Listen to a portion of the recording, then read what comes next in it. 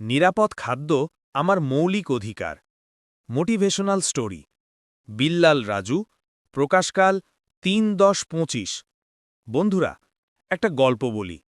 তার আগে একটা ডেটা দিয়ে নি। বিশ্ব স্বাস্থ্য সংস্থা বলছে, চিকিৎসা ব্যয় মেটাতে গিয়ে প্রতি বছর ৫২ লক্ষ পরিবার দারিদ্র্য সীমার নিচে চলে যাচ্ছে।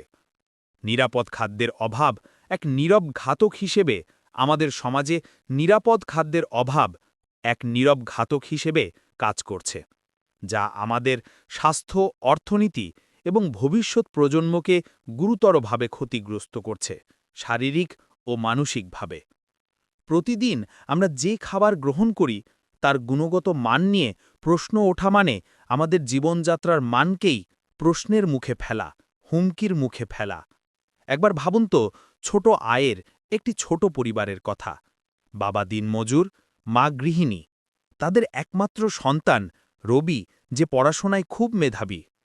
রবি প্রতিদিন স্কুলের টিফিন হিসেবে মা বাবার হাতে তৈরি খাবার নিয়ে যেত, কিন্তু তার বাবা অসুস্থ হয়ে পড়ল।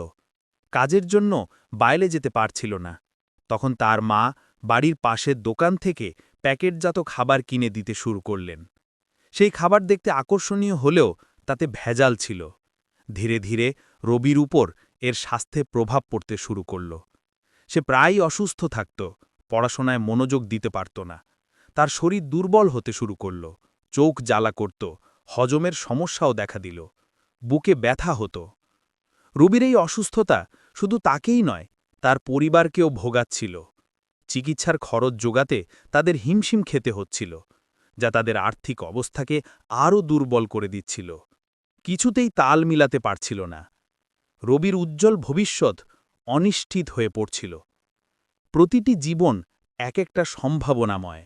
মনে রাখবেন, এই গল্পটি শুধু রবিরই নয়, এটি আমাদের সমাজের হাজারো পরিবারের চিত্র, দেশের চিত্র। ভেজাল ও অনিরাপদ খাবার আমাদের শরীরকে ভেতর থেকে ক্ষয় করে দেয়। এর ফলে হৃদরোগ, ডায়াবেটিস, ক্যান্সার, কিডনি রোগ এবং অন্যান্য জটিল রোগের ঝুঁকি বাড়ে। শিশুদের শারীরিক ও মানসিক বিকাশ বাধাগ্রস্ত হয়। গর্ভবতী মায়েদের ক্ষেত্রে এর প্রভাব আরও ভয়াবহ হতে পারে।